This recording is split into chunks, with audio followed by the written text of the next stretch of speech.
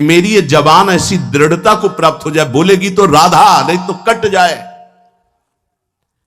रसनाद्या तव गुण, केवल आपकी बात बोले, नहीं तो ये नष्ट हो जाए। मुझे ऐसी जिह्वा नहीं चाहिए जो आपसे बिलक बात करे। दृढ़ियो, मुझे दृढ़ कर दो इस वाणी को, मेरी रसेंद्री को आपका उच्छिष्ट पाए, मेरी वाकेंद्री को आपका गुणगान करे। बस मुझे नहीं चाहिए और कुछ। राधा राधा राधा, क्या दुर्लभ रह जाएगा, क्या चाहिए। पलक झपकने को निमेष कहते हैं। इतने में राधा के प्रीतम ने अनंत ब्रह्मांडों का सृजन कर दिया। ऐसी किशोरी जो हमारी है और ऐसी किशोरी जो के अधीन लाल जो है, मुझे क्या चाहिए समझ में नहीं आता। कोई पदाधिकारी हाथ मिला दे तो छाती फुला के गर्भ में घूमोगे, वो पता नहीं दोबारा तुमसे मिले कि ना मिले, तुम्हारी बात समझ पाए कि ना समझ पाए। अनंत ब्रह्मांडों के स्वामी को अधीन रखने वाली प्रिया जो कह रहे तू मेरा है, तभी हमारे हृदय में निकलता है हमारे माई श्यामा जी को रात। ध्यान रखना, अगर प्रियाजू ने स्वीकार न किया होता तो वाणी से नहीं तुम बोल सकते कि मेरी प्रियाजू। ये तभी बोल सकते हो जब प्रियाजू ने स्वीकार किया है। तभी यहां बैठे हो वृंदावन में प्रियाजू के घर में, तभी आप प्रियाजू के निज जनों से प्रियाजू की बात सुन रहे हो। स्वीकार करो पहले कि प्रियाजू ने तुम्हें स्वीकार किया है। हे स्वामिनी जू, मुझे ऐसी दृढ़ता दे दो, निर्माणा भवतु रसनाद्या तव गुणई, मेरी जबान अनन्य हो जाए, केवल राधा यश गान करे, राधा बोले। सदा स्थातुम कांखे विपिन वर कुंजे तव नवयो, प्रियाजू मेरे शरीर को ऐसा कर दो कि वृंदावन छोड़ के ना जाए। ऐसा रोग दे दो, ऐसी परिस्थिति दे दो, ऐसी घटना कर दो कि वृंदावन से कभी बाहर जाने लायक ही ना रहे। बड़ी कृपा। घबरा जाएगा हृदय, रोग दे दो। नहीं नहीं, हमें कहीं भी रखो, रोग मत देना। भव रोग तो लगा ही आए, उसको तो तुम जान ही नहीं पा रहे, जो तुम्हें बार बार जन्म मरण, कैसा कैसा कष्ट है। जीव मानव योनि में आया, गर्भ में आया, 9 महीना रहा, मर गया, फिर दूसरे गर्भ में गया। क्या दुर्गति है जीव की, समझ पा रहे। मानव योनि में हुआ, ऐसी जगह जन्मा, उठा के फेंक दिया, उठा के फेंक दिया जैसे कोई डस्टबिन में कूड़ा फेंकता है। क्या दुर्गति है जीव की, समझ नहीं पा रहे। आज तुम विवेकवान हो, बुद्धिमान हो, स्वस्थ हो, प्राप्त कर लो प्रभु को, नहीं कल पछताना पड़ेगा। कुछ काम नहीं करेगा तुम्हारी बुद्धि। जो बहुत बुद्धिमान है ना, यही देख लेना, यही तुम्हारी दृष्टि नहीं है इसलिए तुम्हें दिखाई नहीं दे रहा, दूर से दिखाई दे रहा है। कल जैसे बोले थे आज फिर बोल रहे हैं, यदि प्रभु के चरणों का आश्रय नहीं लोगे, नाम जप नहीं करोगे, शास्त्र मर्यादा का उल्लंघन करोगे, कोई भी हो, कितनी भी ऊंचाई, कितने भी बड़े पद में कहीं भी तुम्हारा जितना भी वैभव है, तुम्हें संतोष नहीं प्रदान कर सकता। तुम्हारी चेतना तुम्हें जलाएगी, देख लेना। चिंता, शोक, भय, डिप्रेशन, दुख, इससे मुक्त नहीं हो सकते। कागज में लिख लो चाहे दिमाग में लिख लो। आज पुण्य काम कर रहे हैं तो खूब जय जय, और कल हमें बताना जब पुण्य का नंबर बदलेगा, तब तुम्हें उत्तर मिलेगा कि जीवन का तुमने क्या वस्तु खोया। जहां से बनना था वहीं नास्तिकता ले आए, अब क्या तुम्हारे अंदर रह गया है। बहुत शायद सत्संग में याद हो, एक बार सुनाया था, ये बहुत प्रिय संत के द्वारा बताई हुई बात थी कि एक बहुत बड़े डॉक्टर थे जो विदेश से, अमेरिका आदि से डॉक्टरी से, बिल्कुल नास्तिक स्वभाव। जब कभी किसी संत की बात आती तो सीधे निंदा और गालियों से बात करते थे, अरब खरब रुपए साहब, और इतने बड़े सर्जन के डॉक्टर उनका सम्मान करते थे। एक बार किसी संत ने उनको समझाया कि डॉक्टर साहब आप बहुत बड़े हैं, लेकिन इतने बड़े नहीं कि माया के थप्पड़ को झेल जाए, इसलिए भगवान से तो नास्तिक। कौन भगवान, कैसा भगवान, कहां भगवान। तो उनका एक बार जीवन में मैं स्वयं मिलूंगा आपसे आकर। संतों का स्वभाव होता है बहुत जिद्दी। एक बार मैं आपके दर्शन करूंगा आकर और आपसे यही प्रश्न करूंगा। आज मैं नोट कर लेता हूं आपका प्रश्न और उत्तर मैं उस समय दूंगा आकर के। फिर कुछ वर्ष बाद हमको वृंदावन में मिले थे, सिंहोम आश्रम के सामने परिक्रमा मार्ग में बैठे हुए थे, बड़े उच्च कोटि के महात्मा, बड़े छद्म भेषधारी, कोई जान न पावे। तब उन्होंने बताया था उनका कुछ समय बाद एक्सीडेंट हुआ, मेरुदंड 6 जगह से टूट गई। मेरुदंड, अब हालत जानते हो मेरुदंड टूटने वाले की क्या होती है। जिंदा मरा हुआ आदमी, मरा हुआ तो ठीक है, लेकिन जिंदा मरा हुआ आदमी, जब उनको ये पता चले, वो गए अस्पताल में, डॉक्टर साहब पहचाना, रो पड़े, धीरे से बोले बचा लो। तो कहा अब तो गुंजाइश नहीं है, अब तो अकर्म लागू हो गया, अपना दंड देने में अब नहीं हो सकता। अब एक बात कहूं, अंतिम बना लो अगर तो नाम जपना, बोले बोल दो, कुछ भी नाम बोल दो, कुछ भी बता दो।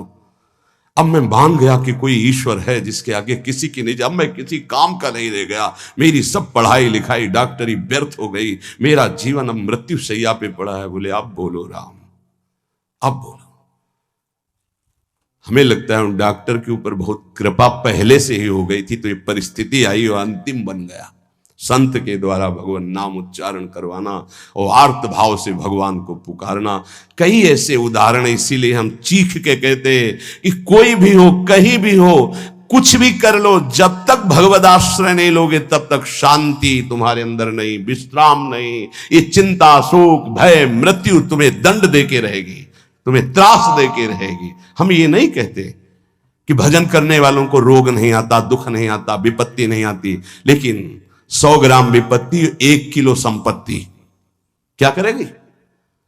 100 ग्राम विपत्ति का दुख हो, 1 किलो संपत्ति का सुख क्या करेगी? कौन सी आनंद संपत्ति? ये तो दुख गणना में ही नहीं है उस सुख के आगे, लेकिन हम तुम्हें इशारे में बता रहे हैं। 100 ग्राम दुख और 900 ग्राम सुख उसके ऊपर लदा रहता है, वो कुछ नहीं कर पाता। भगवद आश्रित के हृदय को तुम नहीं जान पाओगे। तुम भी भगवद आश्रित हो जाओ। सदा स्थातुम कांखे विपिन वर कुंजे चनवयो, ऐसी कृपा कर दो श्री जी कि धाम से जाने योग्य न रह जाए, ऐसी कृपा करो। बड़ी कृपा होती है। जैसे कोई जंगली जानवर होता है ना, और उसको काबू में जब किया जाता है तो गांव में एक लंगड़ डाला जाता है। अब वो उतने ही कदम चल पाएगा जितने में उसको चारा मिले, बस।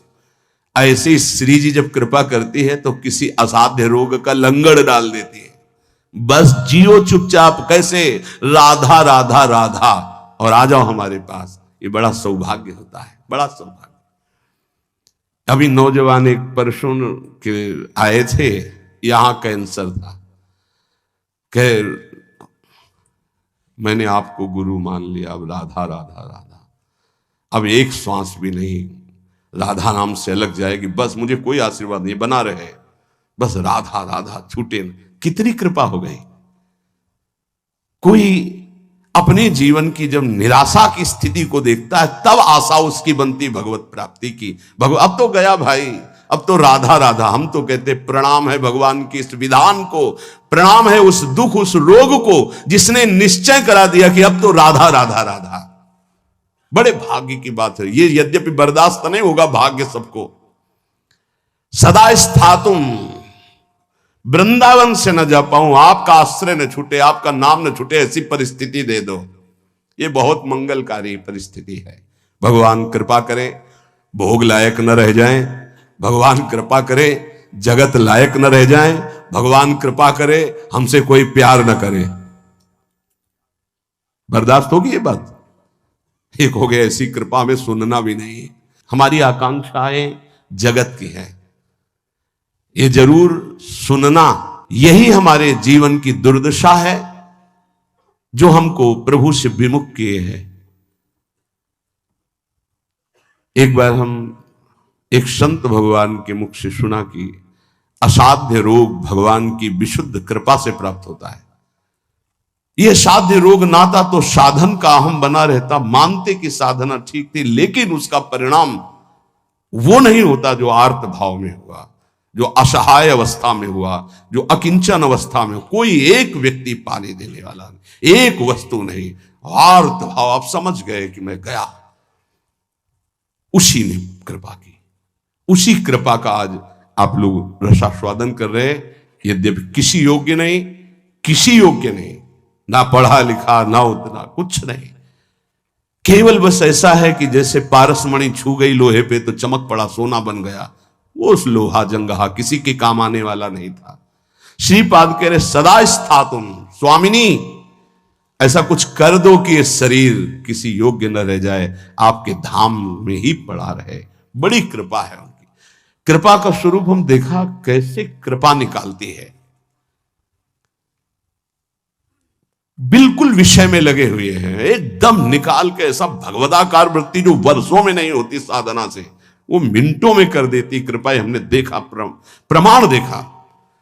वो अज्ञानी जीव नहीं जानते हैं उस कृपा को। कृपा एक क्षण में भगवत प्राप्ति करा देती है, एक क्षण। साधना तो असाधनों का त्याग करने के लिए होती, कृपा के लिए साधन असाधन कुछ मतलब। बाढ़ आई तो सब बहा के ले गई। ये कृपा बाढ़ है। श्रीपाद कर रहे हैं, ऐसी कृपा कर दो कि मेरा जीवन सिर्फ वृंदावन। क्यों वृंदावन में ही? क्यों? ऐसा क्या खास बात है? केवल भगवत प्रेम प्राप्ति वृंदावन से हो सकती है। मोक्ष प्राप्ति तो काशी में भी हो जाएगी। प्रेम प्राप्ति ये वृंदावनेश्वरी। ये हम अपने छाती की बात कहते हैं। अगर तुम समझ पाओ, हमसे पूछो प्रमाण, तो हम इसीलिए छाती शब्द बोला है। यहां जब शरीर छूटता है तो वृंदा सखी, जैसे अभी इशारा हुआ था ना, इसमें निदेशात संप्राप्तो वर युवत युग्मम प्रिवहु।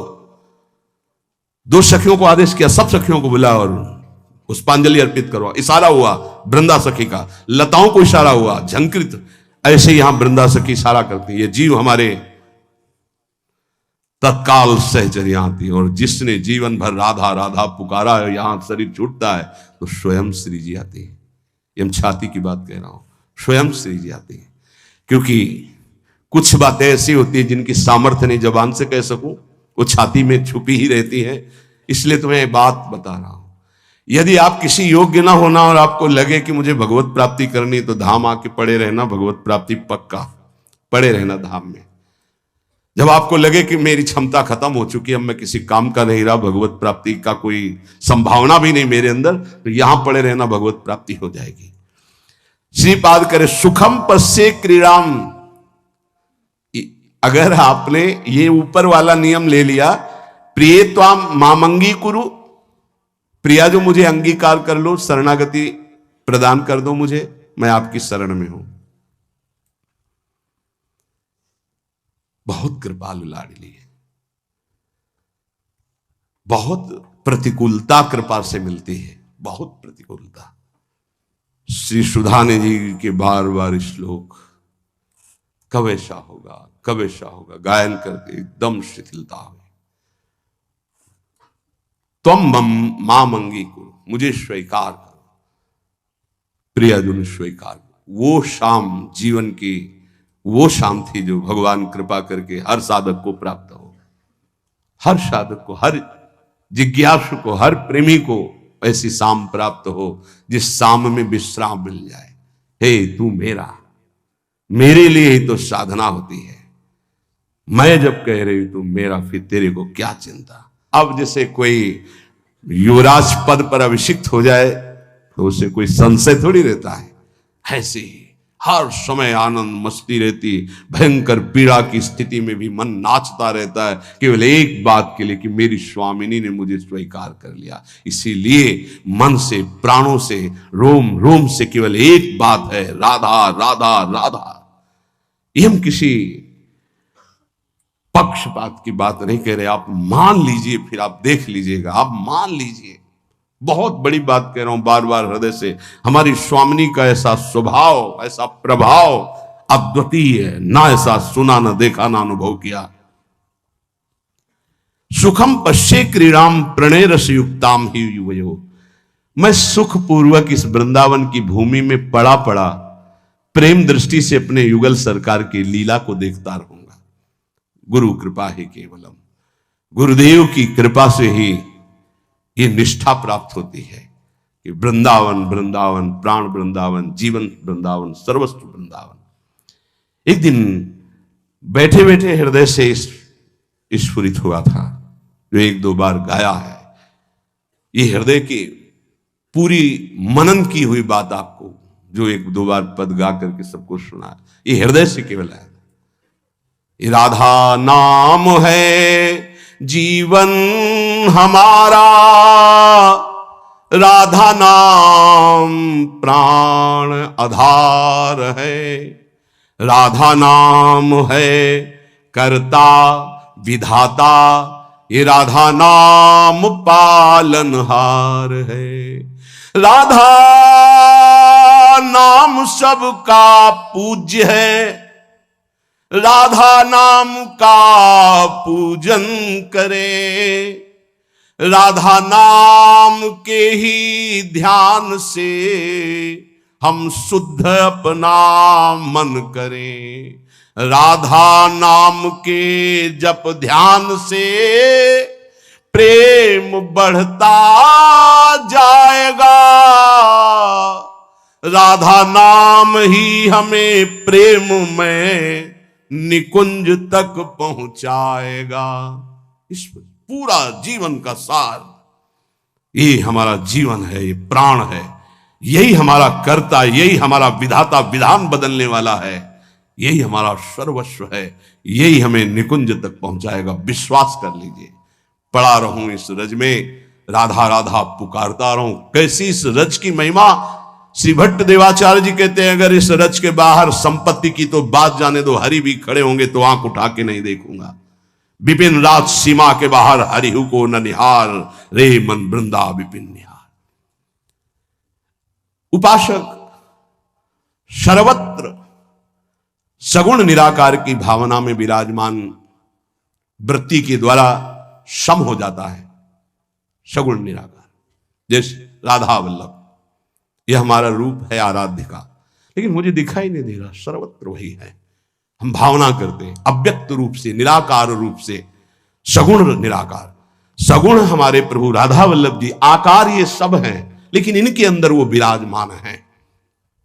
यहां से संसार से जीवन मुक्त, अब समिट गई पूरी ममता अपने प्रिया प्रीतम के चरणों में, तब ये प्रेम का प्रादुर्भाव होता है। भगवान से मनाना चाहिए कि हमारी बुद्धि को नष्ट कर दो। ये जो बहुत ज्ञान विज्ञान चलती है बुद्धि, प्रभु बस इसको इतना कर दो कि राधा राधा राधा राधा राधा, बस इतने में स्थित हो जाए, ना कोई तर्क आवे और ना कोई हमारी जानकारी की इच्छा रह जाए। उपासक के अंदर प्रश्न की धरा ही नहीं होनी चाहिए। जो हमको मिला इसके आगे हमको जानना नहीं चाहते, उससे सब कुछ प्रकट हो जाएगा। सच्ची मानिए, जीवन में कभी किसी से प्रश्न नहीं हुआ, कभी किसी से, गुरुदेव के सिवा, वो भी उपासना संबंध से। वैसे गुरु कृपा से सब प्रश्नों का समाधान होता है, वो मिलान के लिए। कि वेदांत कहता सर्वम खलमिदम ब्रह्म, तो प्रेम उपासना क्या कहती है? तो बोले सर्वान वस्तुतया निरीक्ष परम स्वाराध्य बुद्धिर्मम। तो ठीक है, हम इतनी जगह दर्शन करने जाते हैं, सब जगह प्रभु के अलग अलग नाम हैं, रूप वही वंशीधारी हैं, फिर मना क्यों किया जाता है? नहीं, कोई मना नहीं है। तो फिर हम वहां भावना क्या करें? हमारे राधा वल्लभ लाल जब इस कुंज में गए तो ये नाम पड़ गया, इस कुंज में गए, बस जो प्रश्न हमको उपासना संबंधी, बस अपने उपास्य देव में किसी भी तरह का तर्क कभी उपस्थित नहीं हुआ। उपास्य देव की उपासना को पुष्ट करने का प्रश्न, उपासक के अंदर कोई प्रश्न नहीं रहना चाहिए। जो मंत्र और नाम मिला है, समस्त समाधानों का समाधान है। अनन्य ममता विष्णुर प्रेम संगीता। हमारी जो अनन्यता है वो पहले व्यापक तत्व में हो जाए, समाधान तभी प्राप्त होगा। ध्यान रखना, एक भी सृष्टि में कोई भी अगर हमारे प्रभु से अलग हमारी दृष्टि और व्यवहार में रहेगा तो भगवत प्राप्ति में बाधा रहेगी। इतना बड़ा खेल है। अनन्य ममता विष्णुर, विष्णु माने व्यापक।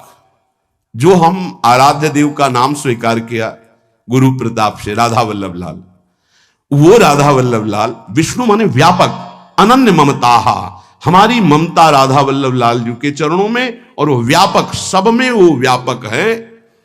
प्रेम संगीता, इसी से प्रेम का स्फुरण होगा, पहले सब में बराबर। हरिवंश नाम लीजिए अजात शत्रु सदा। देखो भला ऐसा है? ऐसा नहीं, इसीलिए नाम जपने पर भी नाम का रंग नहीं आ पा रहा, क्योंकि इससे नामापराध बन जाता है। किसी भी देवता की निंदा करना, भगवान शिव हरि में भेद रखना, संत वैष्णव गुरुदेव की निंदा करना, वेद के शास्त्रों के गुरु उपदेश के प्रतिकूल चलना, ना सुनने वाले को भी, ना चाहने वाले को भी, अश्रद्धालु को भी उपदेश करना, कई ऐसे नाम अपराध है। नाम को अर्थवाद मानना कि अरे ये तो केवल रोचकता बढ़ाने के लिए कहते हैं, ऐसा नाम का फल नहीं है। इन सब बातों से नाम जपने पर अरुचि हो जाती है और नाम जपने पर भी नाम का फल प्रकाशित नहीं होता। अगर हम इसी जन्म में बहुत जल्दी लाभ प्राप्त करना चाहते हैं तो किसी से भी न राग न द्वेष, अनन्य ममता विष्णुर, जो व्यापक तत्व है। दो प्रकार की उपासना करनी ही होती है हर उपासक को। एक होती है सीमा के अंतर्गत और एक होती असीम। ये दोनों उपासना की पद्धतियां स्वीकार करनी पड़ेगी। सीमा के अंतर्गत सिर्फ राधा वल्लभ लाल, असीम सर्वत्र राधा वल्लभ लाल। यो वृंदावन सीमनी कश्चन घनाश्चर्य किशोरी मणेश, ये सीमा के अंतर्गत। असीम सर्वान वस्तुतया निरीक्ष। दोनों पद्धतियां स्वीकार करनी ही पड़ती है। पहली पद्धति में समता और दूसरी पद्धति में ममता। समता करके विस्मृत, ममता करके आसक्त, ये प्रेम संग, प्रेम का प्रादुर्भाव। समझ पा रहे? अगर एक भी वस्तु, व्यक्ति, स्थान से कहीं भी नफरत है, द्वेष है, शत्रुता है, तो जब तक उसको नहीं मिटाओगे भगवत प्राप्त नहीं हो पाओगे। कहीं भी द्वेष नहीं था। केवल रंगनाथ जी के मंदिर के जो सेठ जी थे, उनसे जरा सा द्वेष पूर्व का था लाला बाबू को, तो श्री कृष्णदास जी ने उनको विरक्त वेश नहीं दिया। और जिस दिन वो उनके सामने भिक्षावृत्ति के लिए खड़े हो गए और द्वेष खत्म हुआ, हृदय से लगाए और गए, तो रास्ते में मिल गए कि लाला बाबू आज तुम्हें हम विरक्त वेश देंगे। अर्थात हमारे गुरुदेव, हमारे इष्ट तभी प्रसन्न होते पूरी सृष्टि में किसी एक से भी वैर न रह जाए। अनन्य ममता विष्णुर ममता प्रेम संगीता भक्ति रित्युच्यते भीष्म प्रह्लादोद्धव नारदैः। श्री भक्ति के आचार्य देवर्षि नारद जी, भगवान श्री कृष्ण के परम मित्र, गोपियों के परम भक्त उद्धव जी, प्रह्लाद जी भक्तों में सर्वश्रेष्ठ, महामहिम श्री भीष्म जी, इन बड़े बड़े महापुरुषों का मत है कि इसी भक्ति से प्रेम का प्रादुर्भाव होता है। क्या? सब में विष्णुर व्यापक प्रभु हमारे, व्यवहार आपका ऐसा सम, और ममता अनन्य भाव से जो गुरुदेव प्रदत्त आराध्य देव का रूप है उसके सिवा नहीं, उसके सिवा नहीं। पूर्ण अनन्यता, पूर्ण समता। अभी आनंद आ जाए। ये जब उतरे हो अखाड़े पे तो चोट की क्या परवाह, दांव मारो, विजयी भव, क्योंकि श्री जी हमारे संग है। नागरी दासी जन्म जितायो, बलिहारी बलिहारी। शालोक्य सारिष्ट सामीप्य सारूप्यैकत्व मप्युतो दीयमानम न गृह्णन्ति बिना मत सेवनम जनाहा। पहला भक्ति का स्वरूप और दूसरा निष्कामता का स्वरूप। उस उपासक में जो अनन्य ममता अपने आराध्य देव में करता है, उसको इस लोक के भोग, परलोक के भोगों की तो बात जाने दो, मुक्तियों की भी इच्छा नहीं रहती। तो चलो हमारी स्थिति ऐसी नहीं, लेकिन हमें अपनी इच्छा को शासन में तो लेना पड़ेगा। अगर इच्छाएं बढ़ती गई तो तुच्छ इच्छाएं हैं, ये कहां हमें मुक्त होने देंगी, कहां हमें भक्त होने देंगी। जबकि शालोक्य, भगवान के समान लोक का वैभव प्राप्त हो जाना। जैसे सुदामापुरी बन गई तो सुदामा जी ने उस पुरी का भोग नहीं किया। पत्नी से कहा तुम ही ने भेजा था, तुम ही इसका भोग करो, हम तो भिक्षावृत्ति से वैसे ही जिएंगे जैसे अपने प्यारे श्री कृष्ण के लिए जीते थे। शालोक्य नहीं स्वीकार किया। शारिष्ट, भगवान के समान ऐश्वर्य, विभूतियां, बल, विक्रम सब जागृत हो जाना। सामीप्य, भगवान के समीप भगवत स्वरूप धारण करके विराजमान रहना। सायुज्य, भगवान में समा जाना। जैसे तरंग जल में लीन हो गई। कोई भी मोक्ष नहीं चाहता। भक्त तो चरण दासता के सिवा कोई सुख नहीं चाहता। न भगवान के समान रूप धारण करके, भगवान के समान ऐश्वर्य धारण करके, भगवान के समान लोक, भगवान के समान वैभव, भगवान में लीन, ये कुछ नहीं चाहता। सालोक्य सारिष्ट सामीप्य सारूप्यैकत्व मप्युत दीयमानम। अधिकार हो गया, वो जो चाहे मोक्ष प्राप्त कर ले। न ग्रहणंती, नहीं चाहिए। क्या चाहिए? सेवनम जनाहा, केवल सेवा आपकी, बस। ना मुझे और नहीं चाहिए, ये पांचों मोक्ष नहीं चाहिए। कैवल्य परम पद स्वरूप बोध महापुरुष को मिलता है। भक्तिवान कैवल्य परम पद का अधिकारी स्वयं हो जाता है, क्योंकि स्वरूप बोध भगवान के दर्शन और स्वरूप बोध एक ही साथ होता है। मम दर्शन फल परम अनुपा, जीव पाव निज सहज स्वरूपा। और यहां तो भावदेह की प्राप्ति आचार्य कृपा से पहले ही हो जाती है। अलग अलग उपासना का खेल है। जैसे भाव से आप भजन कर रहे हो, आपको स्वरूप ज्ञान भी नहीं है, खूब नाम जप कर रहे हो, विकल हो प्रभु के लिए, कोई मैं कौन हूं क्या हूं कोई मतलब नहीं, तो भगवान दर्शन देंगे। जे ही दर्शन देंगे स्वरूप बोध हो जाएगा। प्रेम उपासना में जे ही प्रियाजु से आसक्ति बढ़ती है तो आचार्य चरण भावदेह प्रदान कर देते हैं, वहां स्वरूप पहले ही बोध हो गया। वो केवल परम पद का अधिकार प्राप्त करके उसका त्यागी प्रेम मार्ग में आगे बढ़ जाता है। सच्चिदानंद प्रभु के भजन में कैसे भी लग जाओ, मंगल ही मंगल है। इसके लिए तुम्हें थोड़े दिन यत्न करना जरूरी है, प्रयास करना जरूरी है। प्रारंभ में कहने लगते हैं मेरे से भजन नहीं होता, तो भजन तो सिद्धों से होता है, तुम्हें कैसे होने लगेगा? तुम्हें करना पड़ेगा। लोभ जगाओ सत्य वस्तु की प्राप्ति के लिए, सब कुछ मिल जाएगा। जैसे लोग अज्ञानी लोग कहते हैं, तुम कहते हो तो नाम जपने से हमें भोजन मिल जाएगा क्या? तुम चिंता मत करो। तुम्हें अगर विश्वास हो तो जो हम तुम्हें नाम दे रहे हैं राधा राधा, ये अखिल पति भगवान को अधीन कर लेता है। यार भोजन में गिर गए तुम कि भोजन पता नहीं मिलेगा कि नहीं मिलेगा। और हमने ये कभी नहीं कहा कि आप ऐसे हाथ पे हाथ धर करके राधा राधा बोलो। हमने कहा अपने कर्तव्य का पालन करते हुए करो, कर्म करो, पुरुष कायर नहीं बनो, जबान से राधा राधा बोलो और अपने कर्तव्य का पालन करो, सब ठीक हो जाएगा। कर्तव्य कर्म से तुम्हें व्यवहार सामग्री मिलेगी और राधा नाम तुम्हें परमार्थ में बलशाली बना देगा। लेकिन ये अज्ञानी जीव समझते नहीं। एक बार भगवान शंकराचार्य जी आद्य गुरु, वो गंगा के किनारे देखा कि दो मछुआरे ऐसे समाधि लगाए मानो बैठे हो, बड़ी एकाग्रता से। वो बंसी जब डाली जाती है ऐसे, और जरा सा हिली तो ऐसे। तो गए भैया कितना समय बैठते हो? बोले सुबह से शाम तक महाराज। क्या मिलता है? महाराज कुछ मछलियां मिल जाती हैं, बेचते हैं, परिवार का पोषण होता है। कितने रुपया मिलते हैं? बोले इतने मिल जाते हैं। बोले ठीक है, इतना रुपया तुम्हें देंगे, भोजन देंगे, वस्त्र देंगे। 4 मठों की स्थापना उस समय हो चुकी थी। चलो मठों में विराजमान हो और नारायण नारायण का कीर्तन करो, बढ़िया भोजन मिलेगा, वस्त्र मिलेगा। महीने में इसके अनुपात से, रोज के अनुपात, मछली मारना बंद करो। चले गए, बैठा करो नारायण नारायण। बैठ गए, उनके सामने तो शुरू किया नारायण नारायण, और जो ही हो गए सो भाग गए, फिर मछली मारने लगे। फिर भगवान शंकराचार्य जी गए और उनका तुम भाग क्यों आए? बोले अपना भोजन और अपना पैसा ये सब आप रखो, हमसे वो नहीं होगा। हमें जो सुख मिलता है मछली मारने में, उन नारायण नारायण। अब वो साधक तो है नहीं। बोले हमको नहीं चाहिए तुम्हारा भोजन और रुपया। समझो, आप खिलवाड़ मत समझे। हर सुख सुविधा प्राप्त होने पर भी मन को रोक पाना, ये बड़े बहादुर हैं, ये बड़े वीर हैं जो श्री जी के लिए अपने समस्त संबंधों को स्वाहा करके और आगे कदम बढ़ा रहे हैं। खिलवाड़ ना समझो। उनको कहा गया कि तुम्हें मछली मारने से जितना मिलता है प्रति महीने मिलेगा, कोई चिंता नहीं, खाओ पियो, नारायण नारायण बोल। नहीं कर पाए, क्योंकि मना स्थिति जब तक राजी नहीं तब तक कैसे हो सकता? मना स्थिति को प्रभु में राजी करने वाले, इसीलिए सतरत सतरत सा लोकांतारित। तो आप सबसे प्रार्थना है, भजन सिद्धों का होता है, साधकों का नहीं। साधकों को प्रारंभ में बिना रुचि के, बिना भाव के, बिना स्वाद के भजन करना पड़ता है, और भजन ही हमारे जीवन को परम सुख में पहुंचाएगा।